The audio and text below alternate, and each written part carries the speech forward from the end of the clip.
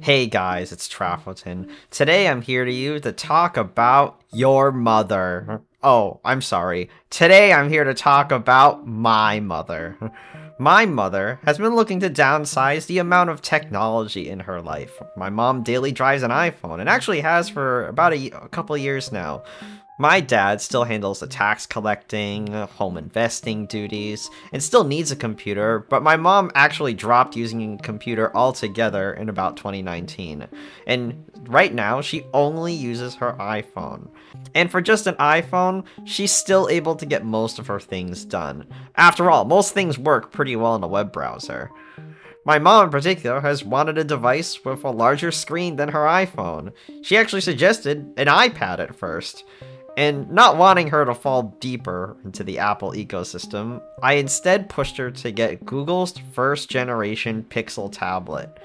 With the Pixel tablet, you have the ability to use a tablet fully free of the Google ecosystem through GrapheneOS, and a mobile device with better software longevity than an iPad if you use a custom ROM.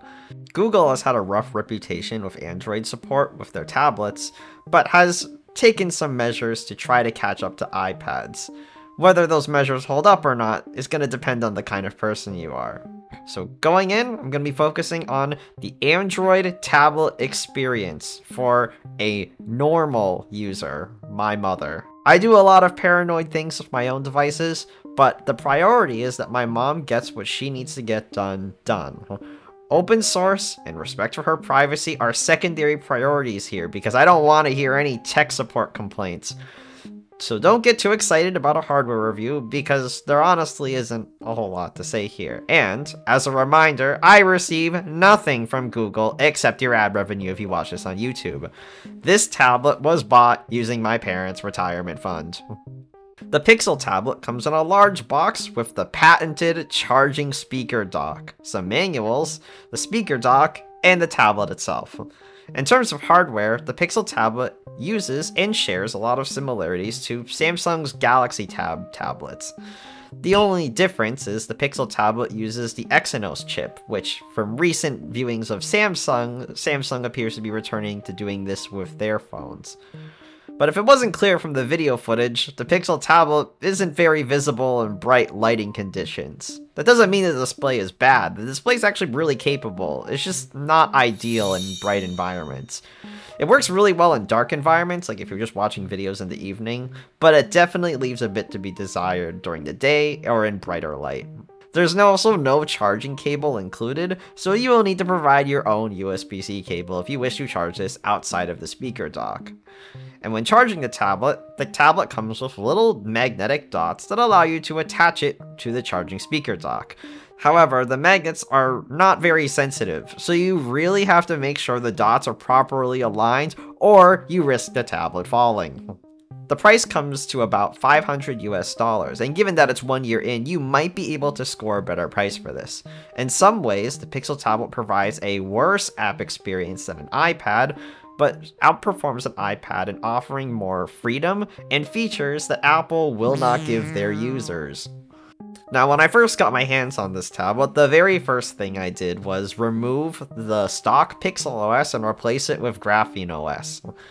However, the one thing I would also like to emphasize is my mother is not a technical user. Far from it, actually. I chose to use GrapheneOS because of its security features, but also the primary reason of the extended support cycle.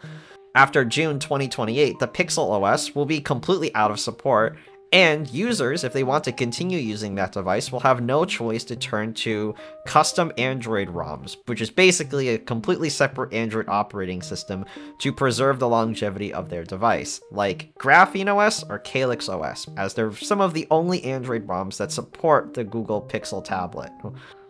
For me, GrapheneOS is the winner because of their frequent updates and constantly innovating features that make the Android ecosystem better for everyone, because GrapheneOS's team helps Google in detecting some really serious security vulnerabilities or even bugs related to the hardware. Now, the major reason you want to use a custom ROM like GrapheneOS is GrapheneOS strips out all of the Google junk from your phone, and there's a lot of it. Google includes a lot of really privacy-invasive stuff in your phone, and instead what GrapheneOS does is tries to replace a lot of the Google stuff in your phone with substitutes that either make use of Google services in a more safer, privacy-respecting way, or re-implementing it in a more secure way.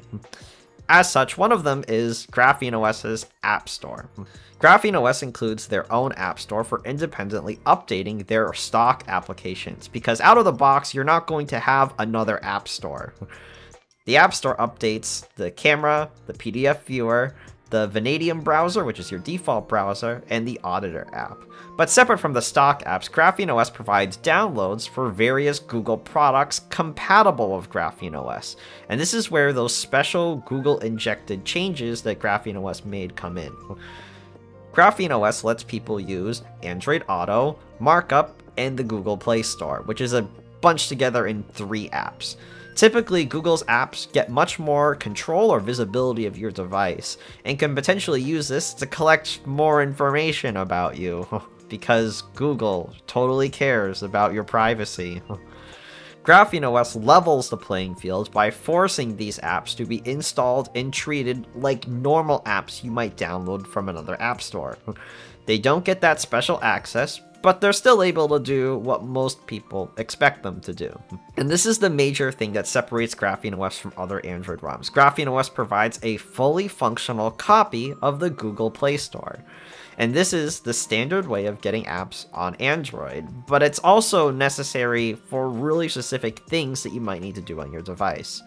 The most common one, for example, is when you use an app that requires that you receive notifications. Most apps require Google services because it's more battery efficient, and it's also less work for them to implement their own notification service. Now, the reason I'm covering this is because some apps need Google services in order to do certain things. Some apps might have features missing, like passkey support, or specific banking apps might not work. Now, when you hear that some of your apps that you use might not work, don't panic, because there are some resources you can use to try to look up this information. The most popular documented list of apps that work on Android is from the YouTuber Techlore, who runs a website called Plexus. And Plexus documents the stability of various apps with or without Google services. And GrapheneOS's moderators provide a list of various working banking apps. So if you need a banking app to work, you can double check to see if your banking app works from this website. But the other question we also want to ask ourselves too is, do you even need to install Google at all? My mom has very specific needs and uses her tablet really just for streaming services and social media apps. And in terms of streaming services, this encompasses a wide variety of streaming services like YouTube, Netflix, or Amazon Prime. And as a result, I linked her Google account to the tablet when we got the Play Store up and running. Google requires Google services to function. Plus, my mom was just gonna sign in anyway so she can access her subscriptions and watch time and stuff. Using an Android tablet like the Pixel tablet is pretty similar to running an Android phone, but there are some slight differences. My mom is also a fairly normal user and does what I think most people would imagine doing on a tablet. She needs to have all of her streaming apps, her social media apps, and access to basic things that she usually does on her phone. Now, as much as I hate installing all these spyware apps on her tablet, I must capitulate because I am her son, and I must respect my mother.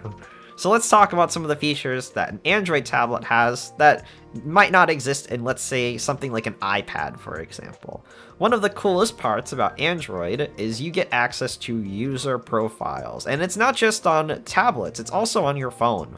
User profiles allow Android users for a separate profile from where they can store data or install things separate from their main profile. To put it simply, user profiles are the same thing as separate users on a computer. Now, on Android by default, you're typically limited to 4 profiles, but GrapheneOS has bumped this limit up to 32, and has actually made various enhancements to these profiles by making them more segmented and also adding a secure end session feature, where when you log out of a profile, it instantly shuts down that user profile and wipes memory related to that profile when it's not running. Suppose my dad wants to use the Pixel tablet and doesn't want to impede on my mom's profile because he has different apps he wants to install. He can create a separate user profile for himself and install apps just for him, completely separate from my mom. And since my mom has the owner account allows her to still retain full control of the Pixel tablet, where she can modify or delete profiles. And when I set up the tablet last year, this is the biggest hurdle that I think most people need to know about. Incompatible apps, not because of GrapheneOS, but because of the fact that this is an Android tablet. The long and short is, despite the budding interest of Android tablets in the last couple of years, not every app will work on Android tablets properly, or even at all. Similar to iPads, there are some apps like the Reddit app, which are limited to a phone-like window to preserve the app's intended aspect ratio. If you're bothered by this, Android 14 and up allows you to stretch these apps to match your tablet's screen ratio. In my experience, it's pretty seamless, but I didn't do a lot of testing with it. My mom says it works pretty good. The next thing that I want to talk about are 3 apps that I had trouble getting working, and some workarounds that I did to make the experience better. So this might not be everyone's experience, but this is just what I did with these apps. Now, the first one that I did was the work with the app Signal. Thankfully, I'm one of the people in my life who's convinced a good portion of my family to adopt the secure messaging app Signal. However, when we first got the Pixel tablet, there's actually a major issue if you want Signal to work on an Android tablet. Signal didn't work on Android tablets at all.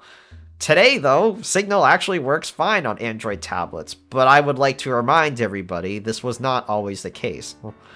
With Signal in particular, there was one workaround that I found. I installed the app Molly using their F-Droid mirror. Molly is a fork of Signal's Android client that implements some extra anti-forensic measures that aren't present in Signal out of the box. For a long time, actually, Molly was the only way to use Signal service on an Android tablet. Generally, Molly is 1 day behind Signal on updates, which is actually not that bad. It's pretty reasonable as long as you do it within the week. And I personally prefer the main Signal app because using Molly requires that you trust their developers in addition to Signal's, and I would just like less people to trust. But generally, Molly's a pretty trustworthy community. And while Signal works today, when I first set up this Android tablet, I was forced to use Molly to set up Signal on this tablet, and I feel like it's too much friction to get my mom to switch away from Molly. Speaking of things that my mom won't switch away from because they're expensive, let's talk about AirPods. Wait, I thought this was an Android video. Well, but my mom is an Apple refugee, and my mom uses the 2nd generation AirPods as her headphones of choice. However, AirPods are Apple products, and controlling Apple products without an Apple device is made intentionally difficult by Apple. I did discover one project, though, by Federico da Senna called OpenPods. It lets you control your AirPods, gives you connection notifications, track them, and monitor their battery life in both ears of both AirPods. The last thing I want to touch on is streaming apps. Generally speaking, whether you're using GrapheneOS or if you're using the stock PixelOS, streaming apps generally work pretty well. In the United States, however, there's actually been a surge of people looking to stream K-dramas, and my mom is no exception. The most popular app to stream K-dramas is an app called Viki. However, Viki is incompatible with Android tablets, and if you try looking the app up in the Play Store, there's this nice warning telling you that they will never support Android tablets unless you beg them. The solution, on the other hand, though, is if we can't use the app, we have one thing we can resort to: a web browser. Using a web browser is not only possible, but you can also create a home screen shortcut so it can be used similar to an app, where you just tap the shortcut and it will open that website in the browser. However, using a web browser opens up another can of worms, and that's browser choice. GrapheneOS's default browser, Vanadium, supports using Google's Widevine DRM, so that's generally not an issue if you want to get streaming services to work. And GrapheneOS itself also takes measures to take your connection to Google's DRM services and puts it through a proxy so they can limit the information that Google can collect about you while you use streaming services. The one disappointment that I have with using the stock Vanadium browser is it doesn't support static or cosmetic ad blocking, and I really do not want a non-technical normal user like my mother to be clicking on malicious ads. And instead, what I got my mom to do was use Brave. And I know there are people who are swear by Vanadium, but Vanadium has generally weaker fingerprinting protection, and especially in this case, content blocking. What's also really cool is Brave is one of the only other browsers endorsed by GrapheneOS, and it was also probably my second choice anyway. The other thing I did was I installed from the Play Store Gboard, the stock Google keyboard and the keyboard that comes with most Android devices. The only difference is I disabled the internet connection to limit Google's data collection.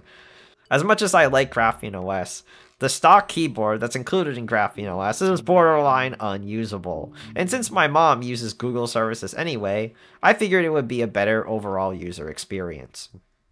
But let's talk about probably the most important question here. Should you buy the Pixel tablet?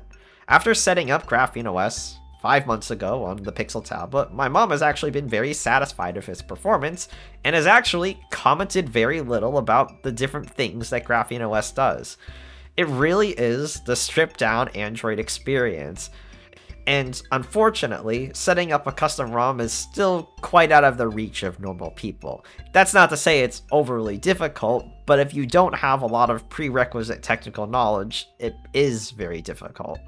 And while GrapheneOS has made a lot of really great changes to make the installation process very painless, especially if you use another Android device, it could stand to hold the less technical user's hand a little bit in doing so. In my mind, unless you set up GrapheneOS or something like CalyxOS, the Pixel tablet isn't really worth your time. The Android tablet app experience leaves a bit to be desired. Okay, that's a bit of an understatement. It leaves a lot to be desired, and it's complicated more by the fragmentation of the Android ecosystem, even though really Google and Samsung are the only ones that most people consider, and even if you really think about it, Google's the only one you should consider because they let you install a custom ROM like GrapheneOS. If you won't install a custom ROM, or if you have apps that you know aren't going to work, you are probably better off avoiding the Pixel tablet and sticking with the tried and true iPad.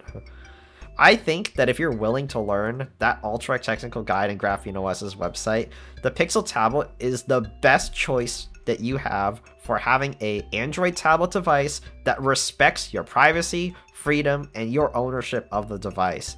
This combines with the user profiles and the freedom to use alternate app stores are all really great reasons to consider using a Pixel tablet.